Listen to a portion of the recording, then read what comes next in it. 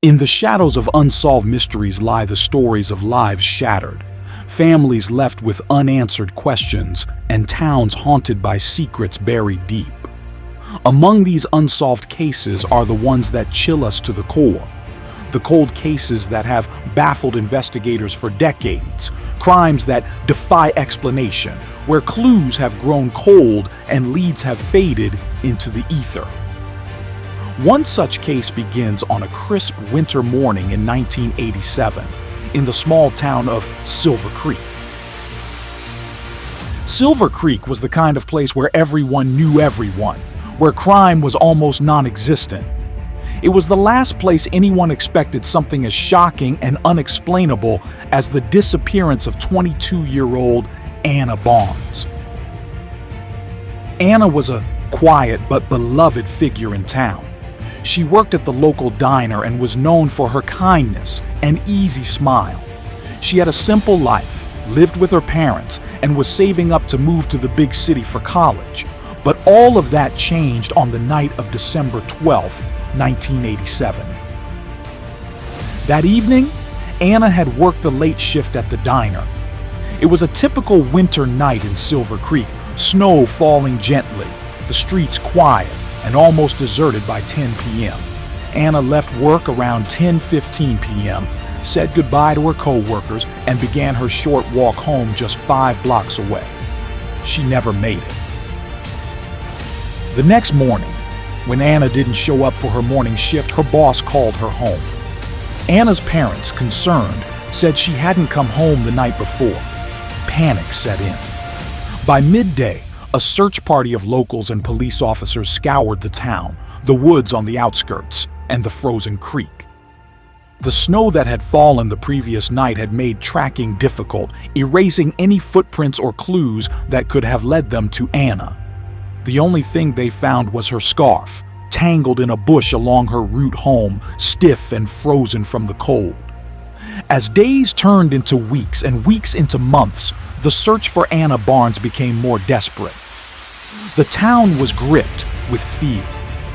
Who had taken her? Was it someone from Silver Creek, or was it a stranger who had passed through? The police were baffled. No signs of a struggle, no eyewitnesses, no ransom note. It was as if Anna had simply vanished into thin air. The only clue, her scarf, led nowhere. The investigation stretched into the new year, but with no new leads, it began to lose momentum.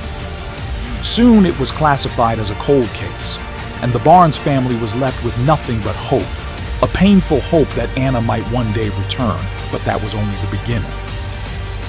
In 1992, 5 years after Anna's disappearance, Silver Creek was rocked by another strange event.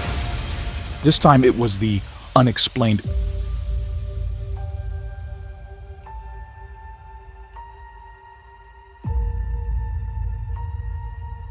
death of Tommy Granger, a 19-year-old high school dropout who had grown up on the wrong side of town. Tommy was a troubled kid, known for petty crimes and run-ins with the law, but no one expected what happened next. One evening in late October, Tommy was found dead in the woods just outside of Silver Creek. His body was discovered by a group of hikers lying face down in a shallow ditch, his skin pale and cold. The strange thing was, there were no signs of foul play, no bruises, no cuts, no struggle. The coroner's report listed the cause of death as undetermined, though some speculated it could have been a drug overdose. But something didn't add up. Tommy had been seen earlier that day by several people around town, acting nervous and jumpy. Some said he was muttering about something following him. His friends claimed he had been talking about Anna Barnes in the days leading up to his death, claiming he had seen her walking by the creek late at night, though everyone knew Anna had been missing for 5 years. As rumors spread, the town became uneasy once again. Was Tommy's death connected to Anna's disappearance? Had he known something about her fate that got him killed? Or was it all just a coincidence, the ramblings of a troubled young man? The police investigated Tommy's death. But like Anna's case, it eventually went cold. No new evidence came to light, and the strange circumstances surrounding his death were left unexplained. Years passed, and Silver Creek slowly returned to normal. The Barnes family moved away, unable to bear the constant reminder of their missing daughter. But the town never truly forgot. Every now and then, whispers about Anna and Tommy would resurface, especially after strange occurrences like the sighting of a woman in a red scarf near the creek or the eerie sounds that some claimed to hear coming from the woods at night. Then, in 2005, a new investigator, Detective Laura Keene, was assigned to the cold case files of Silver Creek. Young, determined, and unafraid to dig into old wounds, Laura reopened Anna's case, hoping that advances in forensic technology could shed new light on the mystery. Laura combed through the old files, reread witness statements, and re-examined the evidence. She conducted interviews with anyone still living in Silver Creek who had been around during the time of Anna's disappearance. Most people had little to add, except for one man, Earl Hansen, an elderly resident who had lived on the outskirts of town for decades. Earl had been dismissed by the original investigators as a kooky old man with strange theories, but Laura thought differently. Earl told her a chilling story. He claimed that on the night Anna disappeared, he had been out by the creek checking his fishing traps.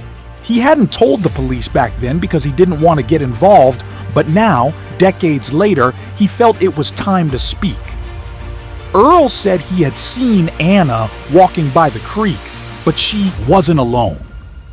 There was someone with her, a tall figure dressed in black, walking silently beside her. Earl remembered the scene vividly because of how unnatural it had felt, as though they were floating across the snow. Laura, intrigued but skeptical, asked Earl for more details. Unfortunately, his memory was hazy beyond that point. He couldn't describe the figure or recall much more, but the fear in his eyes was enough to convince her that something was very wrong with this case.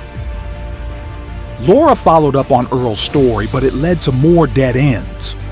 She searched the creek area again, hoping to find new evidence, but nothing surfaced.